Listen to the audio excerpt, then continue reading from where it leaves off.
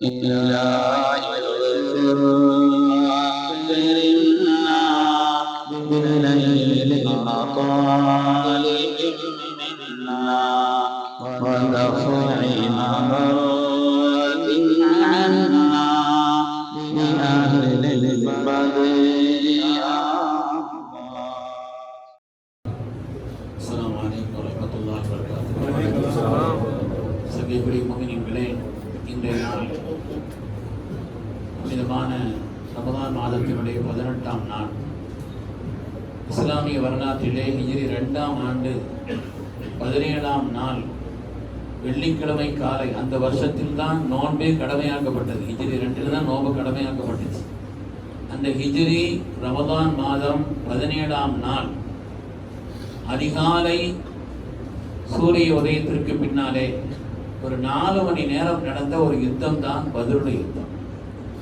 இஸ்லாமிய வரலாற்றிலே அந்த யுத்தம் ஏற்படுத்திய தாக்கம், அந்த யுத்தம் உண்டான காரணம், அதற்கு பிறகு ஏற்பட்ட விளைவுகள் சாதாரணமானது. பொதுவாக நம்ம வரலாறுகளை தெரிஞ்சுக்கிறோம். வரலாறை தெரியாத சமுதாயம் தன்னை மறந்த சமுதாயம். வரலாற்றை மறந்த சமுதாயம் இருக்கிறதே தன் வாழ்வை தொலைத்த ஒரு சமுதாயம். வரலாறு தான் நம்முடைய வாழ்க்கைக்கான சான்று.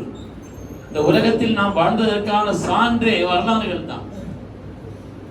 அப்பாசிய மன்னர்கள்ல அல்-காயிமு பி அம்ரில்லான் ஒரு மன்னர் இருந்தார். ரொம்ப நீதமான மன்னர், ரொம்ப நீதமான மன்னர்.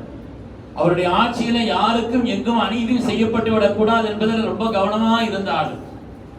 அவரிடத்திலே யூதர்கள் சில பேர் வந்து, குறிப்பா 2 பேர் வந்து ஒரு மனு கொடுத்தாங்க.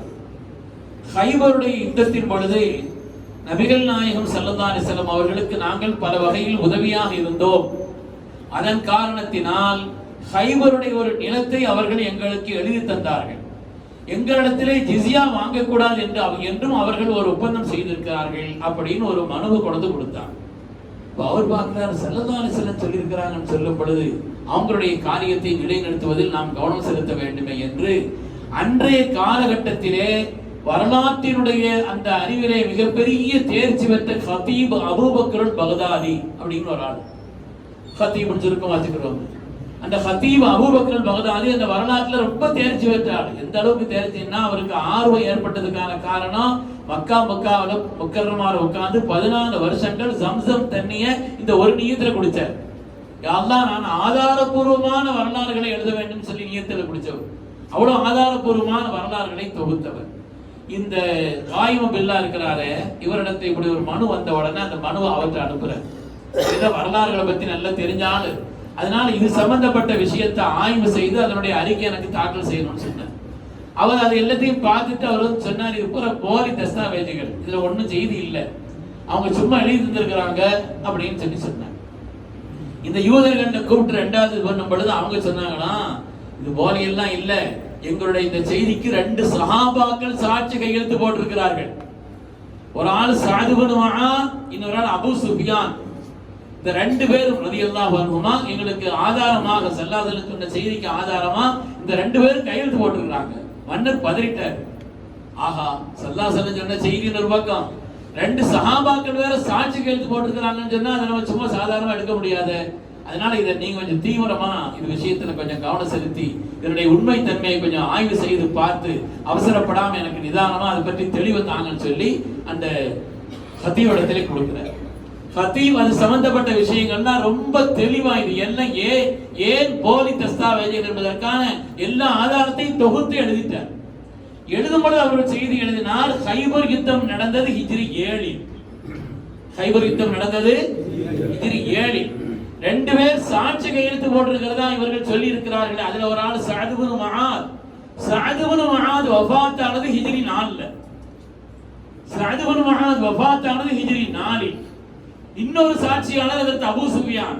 அபூ சுஃபியான் இஸ்லாம் ஆனது அவர் மக்கா வெற்றியின் பொழுது ஹிஜ்ரி 8 தான் அவர் இஸ்லாம் ஆனார்.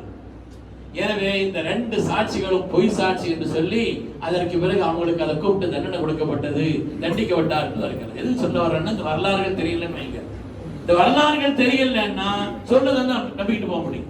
அதனால இஸ்லாமிய வரலாறு என்பது ரொம்ப தெளிவானது. இஸ்லாமிய வரலாறுகள் இன்னைக்கு நம்ம வரலாறு தெரிய வேண்டிய அளவுக்கு நமக்கு தெரியல. குர்ஆன் ஷரீஃபில் கிட்டத்தட்ட 1000 ஆயத்துகள் வரலாறுகள் சம்பந்தப்பட்டது. ஏனென்றால் வரலாறுகள் தான் ஒரு மனிதனுடைய வாழ்க்கையில் படிப்பினை, வரலாறுகள் தான் ஒரு மனிதனுடைய வாழ்க்கையிலே உத்வேகம், வரலாறுகள் தான் ஒரு மனிதனுடைய வாழ்க்கையின் ஆதார சுருதி. அந்த அடிப்படையில பத்ரை பத்தி நமக்கு கொஞ்சம் தெரியும். இப்ப விரிவா சொல்ற அளவுக்கு நேரம் இல்லை. நம்மளும் ஒரு யாசீன் ஓதி துஆவும் செய்யணும். நாளைக்கு இன்ஷா அல்லாஹ் பத்ர் தான் தலைப்பு. அதனால பத்ரீன்களை பத்தி, பத்ர் ஏன் நடந்துச்சு, பத்ருடைய யுத்தத்துக்கான காரணம் என்ன, பத்ர் ஏன் நடந்துச்சு என்பது சம்பந்தமா இன்ஷா அல்லாஹ் நாளைக்கு விளக்க சொல்லுவோம். ஆனா பத்ருக்கு அல்லாஹ் தஆலா சொல்லக்கூடிய குர்ஆன்ல உள்ள ஒரு வார்த்தை என்னன்னா யௌமுல் ஃபுர்கான், சத்தியத்தையும் அசத்தியத்தையும் பிரித்து காட்டிய நாள் என்று சொல்கிறான். ஒரு பக்கம் சத்தியம், இன்னொரு பக்கம் அசத்தியம். இது ஏன் சத்தியம், இது ஏன் அசத்தியம், நம்ம விளங்கணும். அந்த பத்ர் யுத்தம் ஏற்படுத்திய தாக்கத்தை பத்தி விளங்கணுமானா இந்த ஹதீஸில் உள்ள இந்த ஒரு வாசகத்தை விளங்கினா போதும், இந்த ஒரு வார்த்தையை இந்த விளங்கினால் போதும். பத்ர் எவ்வளவு பெரிய தாக்கத்தை உலகத்தில் ஏற்படுத்தி இருக்குது. அல்லாஹும்ம இன் துஹ்லிக ஹாதிஹில் இஸாபா, யா அல்லாஹ் இந்த கூட்டத்தை நீ உலகத்தில் அழித்து விட்டால் ஃபலன் துஅபத அபதா, அதற்கு பிறகு உலகத்தில் நீ வணங்கப்பட மாட்டாய்.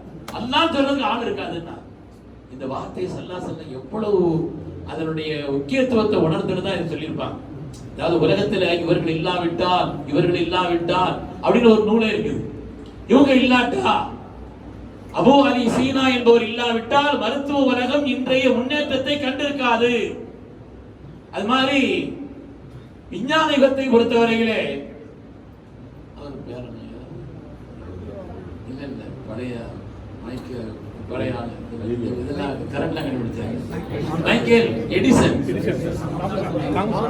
தாமஸ் ஆல்வா எடிசன், நிறைய அசல்பால இருக்கிறார். தாமஸ் ஆல்வா எடிசன் இருக்கிறாரு. அவர் இல்லாவிட்டால் விஞ்ஞான யுகம் இந்த அளவுக்கு முன்னேறி இருக்காது என்று ஒவ்வொரு ஆட்களை பத்தி சொல்லுவாங்க. அது மாதிரி பத்ரிலே இவர்களுக்கு வெற்றி இல்லாவிட்டால் உலகத்தில் ரப்பை நீ வணங்கப்பட மாட்டார். ஸல்லல்லாஹு வார்த்தை எப்படி அப்படின்னா அந்த பத்ர் எவ்வளவு முக்கியத்துவமான இன்ஷா அல்லாஹ் நம்ம விளங்கணும்.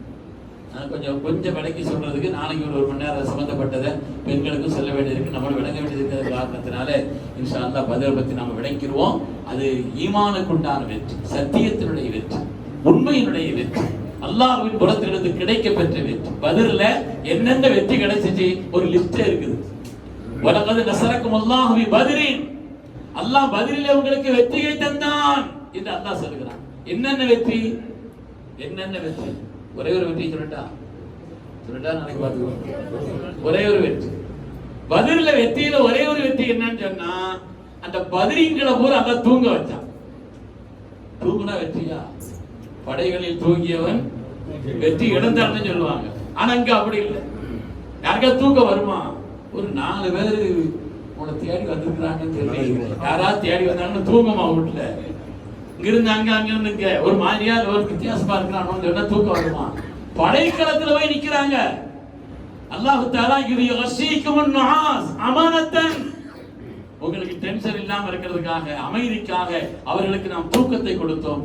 பத்ருடைய வெற்றிகள்ல, பத்ருடைய உதவிகள்ல இது ஒரு உதவி. இன்னும் நிறைய இருக்குது. இன்ஷாஅல்லாஹ் நாளைக்கு பார்ப்போம். அருமையான பெருமக்களே, அல்லாஹ் சுப்ஹானஹு வ தஆலா சகையான பத்ரீன்களுடைய பொருட்டினால் அல்லாஹ் தஆலா நமக்கு வலிமையான ஈமானை தந்தருள்வான். தீனுக்காக அவர்கள் தங்களை அர்ப்பணித்ததை போல் இந்த தீனுடைய சிறந்த ஹாதிமீன்களாய் அல்லாஹ்வுடைய தீனுக்கு நம்மால் முடிந்த ஹிதமத்துகளை இஹ்லாஸோடு செய்வதற்குண்டான உயர்ந்த நசீபுள்ளவர்களாய் அல்லாஹ் நம்ம எல்லோரையும் கபூல் செய்தருள்வான். அல்ஹம்துலில்லாஹ். நிறைய பேர் குர்ஆன் ஓதி இருக்கிறாங்க, நிறைய பேர் சொல்லிட்டாங்க. பெண்களும் ஓதிருக்காங்க, ஆண்கள்லேயும் நிறைய பேர் குர்ஆன் ஓதி சொல்லியிருக்காங்க. இன்னைக்கு காலையில் நான் மதுரைக்கு போயிருந்தேன். மதுரையில் ஜமாத்துல் உலமா ஆஃபீஸில் அலுவலகத்தில் அங்கே வந்து ஜமாத்துல்